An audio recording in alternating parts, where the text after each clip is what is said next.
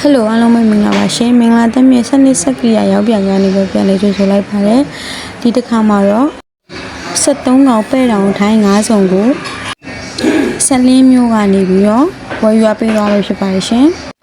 ဝယ်ရွာပေးသွားတဲ့အကိုကတော့မင်္ဂလာသမီးကနေပြီးတော့9ချိန်မြောက်ဝယ်ရွာပေးသွားဖို့ဖြစ်ပါတယ်ရှင်ခုလိုမျိုးလက်ကားပြန်လဲရောက်ချလို့ရမိတ်ဆွေများအတွက်လည်းအထူးသက်သာတဲ့ဈေးနှုန်းများနဲ့ရောက်ချပေးလျက်ရှိပါရှင်။လက်ကားမှာရွာပေးခြင်းနဲ့ဆိုရင်တော့ဖုန်းနံပါတ်39958888ကိုဓာတ်ရိုက်ဖုန်းဆက်ပြီးတော့မှာရွာပေးနိုင်ပါရှင်။ဆိုင်မှာလာရောက်ပြီးတော့ဝယ်ရွာပေးခြင်းနဲ့ဆိုရင်တော့ဆိုင်အမှတ်52 58 54နဲ့အလဲဘလောက်ပစုံတော်မြို့နယ်မှာလာရောက်ဝယ်ရွာပေးနိုင်ပါရှင်။အသေးစိတ်စုံစမ်းလို့ပါကဖုန်းနံပါတ်39958888နဲ့